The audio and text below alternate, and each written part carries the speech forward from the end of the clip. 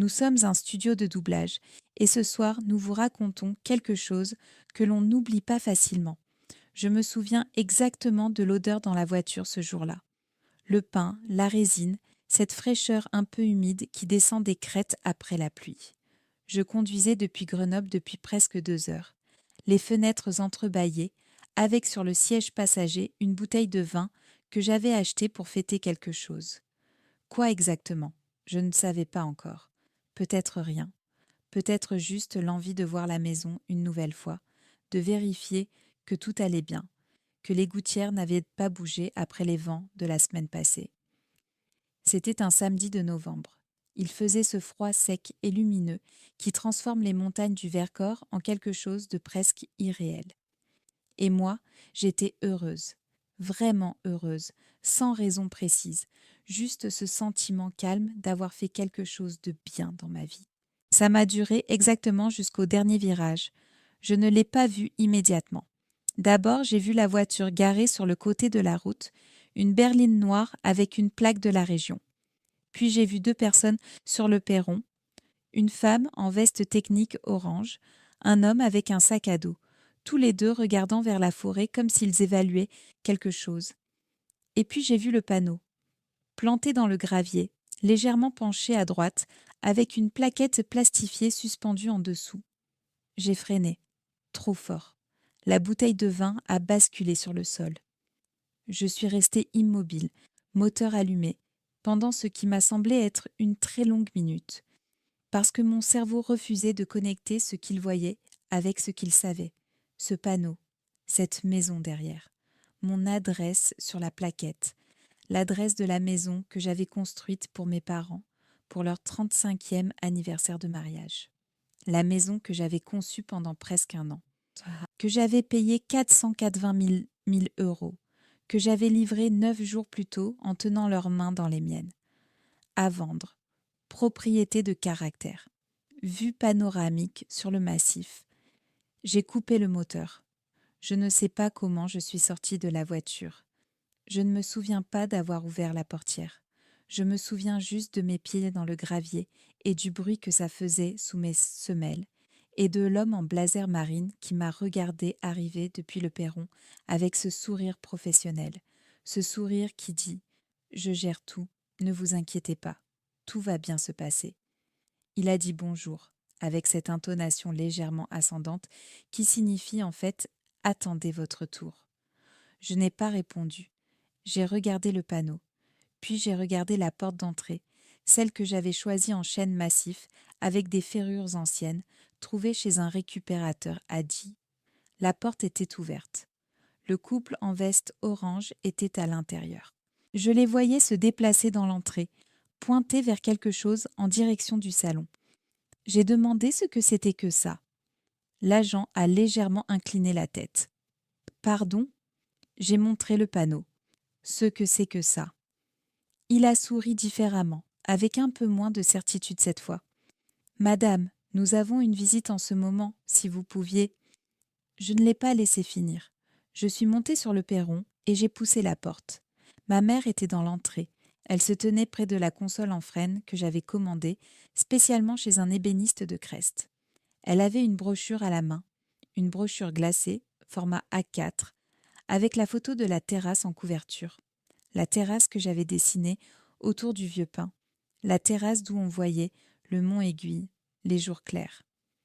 Elle m'a regardée, pas avec de la culpabilité, avec de l'agacement, comme si c'était moi qui arrivais mal à propos. Elle a dit que j'aurais dû appeler avant de monter. J'ai regardé la brochure dans sa main, puis la console, puis le panneau derrière moi par la porte ouverte, et j'ai senti quelque chose se serrer dans ma poitrine, pas de la colère encore, plutôt quelque chose d'antérieur à la colère, une espèce de vertige, parce que 9 jours avant, ma mère avait pleuré. Pas des larmes polies, pas ces petits yeux brillants qu'on fait quand on veut montrer qu'on est touché, de vraies larmes. Elle avait pris mes 2 mains dans les siennes, les avait serrées fort, et elle avait dit « Je vais chérir ça pour toujours, Margot, pour toujours ». Mon père avait ouvert chaque tiroir de la cuisine. Il avait testé la poignée du pare-feu en laiton devant la cheminée en pierre. Il avait posé sa paume à plat sur le crépi des murs, comme s'il voulait s'assurer que c'était réel.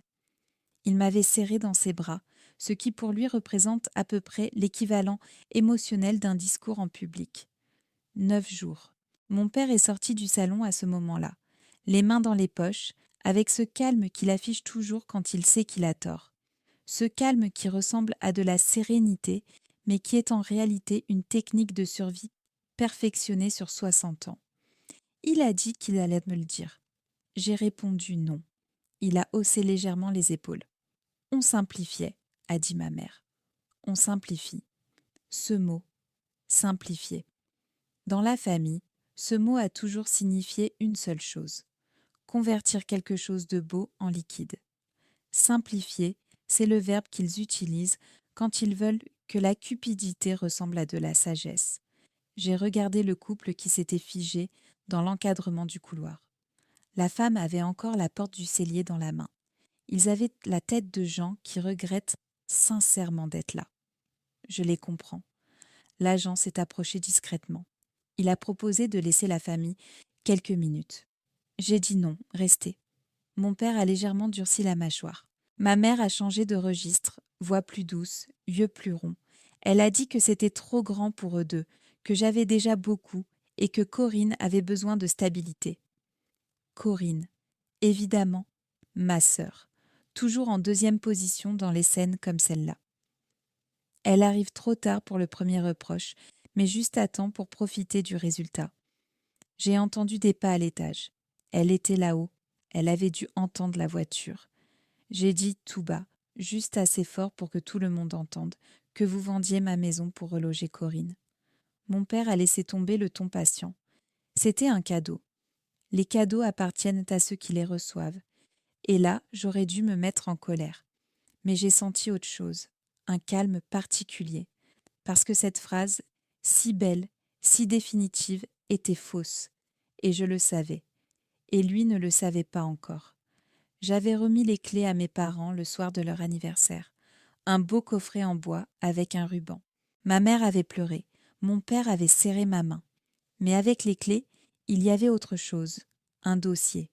Un dossier en cuir bordeaux avec le tampon de l'étude notariale en bas à gauche.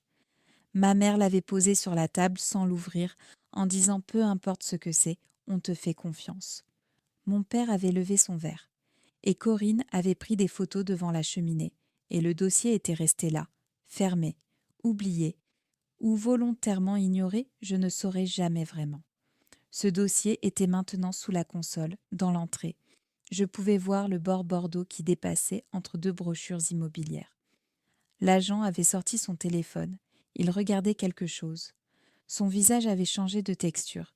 Il a demandé, très posément, si ses clients lui avaient bien précisé qu'ils étaient propriétaires de ce bien. Mon père a dit oui, trop vite. L'agent a tapé encore quelques secondes. Puis il s'est immobilisé. Puis il a relu quelque chose, les yeux plissés, comme un homme qui relit un texte en espérant l'avoir mal lu la première fois. Il a demandé pourquoi le cadastre affichait un titre de propriété au nom de Crête Haute Patrimoine SAS, avec un droit d'occupation viagère accordé à Marcel et Eliane Vorel. Le prénom de ma mère. Le prénom de mon père. Dans un document que je savais être là depuis 9 jours. Un document qu'il n'avait pas lu. Mon père a cessé de bouger. Le couple près du couloir a commencé à se déplacer vers la porte d'entrée avec la discrétion de gens qui ont compris qu'ils n'auraient pas dû venir. Ils avaient raison. Ma mère a tenté quelque chose sur un délai administratif. L'agent ne l'a pas regardé. Il a dit que ce n'était pas un délai. Et il a lu à voix haute depuis l'écran de son téléphone. Titulaire du droit réel, Crête Haute Patrimoine, SAS, acte enregistré il y a 9 jours.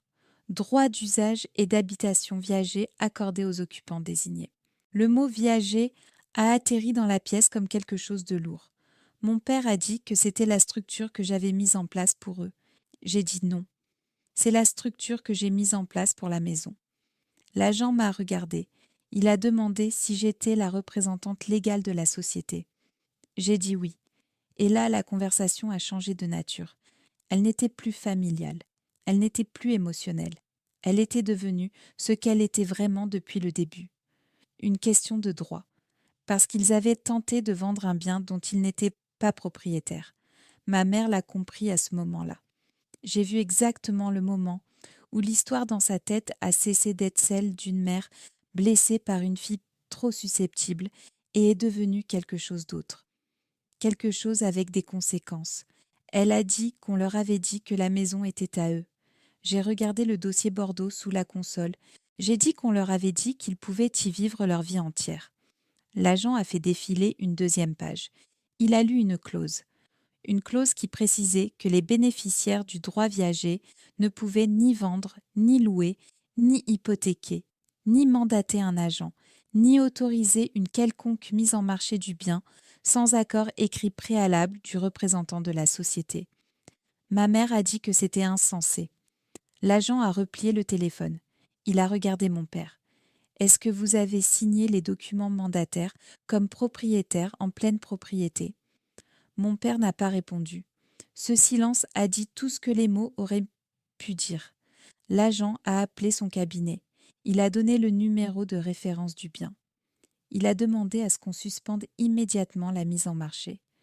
Puis, il a demandé autre chose et sa voix a légèrement changé de registre. Est-ce qu'il y avait des offres dans le système ? La voix de son interlocuteur au téléphone a répondu quelque chose que je n'entendais pas clairement.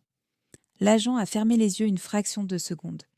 Il y avait une offre, déposée la veille, et mon père avait contre-proposé, en se présentant comme vendeur, en déclarant que le bien était libre de toute restriction.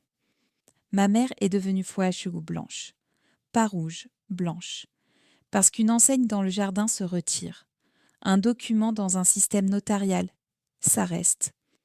Corinne est descendue à ce moment-là depuis l'escalier, téléphone à la main, avec cette façon qu'elle a de toujours arriver dans les pièces, comme si elle venait d'être prévenue, et non pas comme si elle attendait depuis 10 minutes sur la dernière marche. Elle a demandé ce qui se passait. L'agent lui a dit que la mise en vente était probablement sans fondement légal. Son visage s'est transformé immédiatement. Elle a dit quoi ? Ma mère lui a dit de ne pas s'en mêler. Mais Corinne était déjà dedans. Elle l'avait toujours été. C'est pour elle que tout ça s'était déclenché. Ses valises étaient à l'étage, j'en étais certaine. Ses photos, je les avais remarquées, posées sur le buffet du couloir que j'avais choisi moi-même chez un antiquaire de Valence. J'ai pris la brochure sur la console, ma cuisine en couverture, ma terrasse, mon pain, et en dessous, la ligne qui m'a fait légèrement fermer les yeux. Propriété d'exception entièrement disponible, sans servitude ni restriction. J'ai tendu la brochure à l'agent. Il l'a lue, il a pâli, puis il a rappelé son cabinet, sur haut-parleur cette fois. Il a dit que les vendeurs avaient à présenter le bien comme libre de toute restriction, alors que le titre comportait une clause d'occupation viagère non divulguée. Il a demandé de geler le dossier complet et de contacter le service conformité. Son interlocuteur a posé une question. Est-ce que des arrêts avaient été versés ? L'agent a vérifié. Il a répondu oui. 5 000 € en séquestre. Mon père a fermé les yeux. Brièvement. Mais je l'ai vu, parce que maintenant, il y avait de l'argent dans ce mensonge. Et ça change tout. Mon téléphone a vibré. Mon notaire. Je l'ai mis sur haut-parleur sans hésiter. Il a demandé si quelqu'un avait signé des documents en qualité de propriétaire pour ce bien. L'agent a répondu avant moi. Oui. Mon notaire a soufflé une seule fois. Puis il a repris. Monsieur et Madame Vaurelle, le titre étant détenu par Crête Haute Patrimoine SAS, tout acte de mise en vente, toute contre-proposition, toute déclaration de disponibilité du bien effectué, sans autorisation écrite préalable, sont nuls et non avenus sur le plan de la propriété, mais constituent par ailleurs des actes d'administration non autorisés, susceptibles d'engagement civil. Je vous recommande vivement de cesser toute communication avec l'acquéreur potentiel et de vous rapprocher d'un conseil. Ma mère a murmuré que c'était une folie. Mon notaire a dit que c'était un acte notarié. Dans les 40 minutes qui ont suivi, le panneau a disparu du jardin. L'agent a passé encore 3 appels, de moins en moins détendus. la brochure, le mandat, la contre-proposition, les déclarations de disponibilité, tout a été transmis à l'étude pour archivage. Le couple en veste orange est parti rapidement en disant au revoir à voix très basse. Les arrhes ont été gelés. J'ai changé la serrure moi-même. J'avais le trousseau de remplacement dans la voiture depuis le début. Pas parce que j'avais anticipé ça spécifiquement, parce que j'avais toujours su, quelque part, que les serrures originales auraient là peut-être besoin d'être changées, un jour. Je n'avais juste pas pensé que ce serait aussitôt. Corinne a regardé ses valises descendre dans le gravier sans rien dire. Elle a essayé l'indignation 2 ou 3 fois. Mais l'indignation nécessite une position d'innocence. Et cette position-là, elle l'avait perdue quelque part entre le moment où elle avait commencé à choisir sa chambre et le moment où mon notaire avait parlé. Ma mère n'a pas pleuré cette fois. Elle a regardé la porte comme si elle calculait encore quelque chose. Mon père est parti sans se retourner. 3 semaines après, le dossier de mise en vente non autorisée a été officiellement clos. L'acquéreur potentiel a récupéré ses arts. Mes parents ont signé un protocole de non-interférence après que mon notaire leur ait expliqué clairement ce que serait la prochaine étape s'ils ne signaient pas. Corinne a pris un appartement en location à Grenoble. Ma mère a arrêté de dire « je vais chérir ça pour toujours » le jour où elle a compris que pour toujours avait une définition juridique précise. La maison est toujours là-haut. J'y suis montée seule le mois dernier, un soir de décembre, quand la neige commençait à tenir sur les crêtes. J'ai allumé la cheminée, posé les mains sur le dallage en ardoise de l'entrée, écouté le vent dans les pins par la baie vitrée, et j'ai pensé à ma grand-mère, pas souvent évoquée dans cette histoire. Mais c'est elle qui m'avait appris la structure. C'est elle qui m'avait dit un jour que donner une maison à des gens qui aiment les belles choses, ce n'est pas la même chose que leur en confier la garde. Elle avait ajouté que certaines personnes transforment tout ce qu'elles touchent en autre chose. Pas par méchanceté, par réflexe. Elle avait raison. Ce soir-là, dans la maison vide et silencieuse, avec le feu qui prenait dans la cheminée en pierre, j'ai pensé que ce n'est pas le cadre en bois, ni la vue sur le Vercors, ni le plancher chauffant de la salle de bain que j'aurais dû leur offrir. C'est ça le vrai cadeau. Comprendre avant qu'il soit trop tard ce que vous avez entre les mains et ne pas avoir besoin que quelqu'un le défende à votre place. Ils ont eu 9 jours de rêve. J'ai le titre de propriété. Je ne sais pas encore comment je me sens par rapport à tout ça. Certains jours, ça ressemble à de la justice. D'autres jours, ça ressemble encore à un deuil.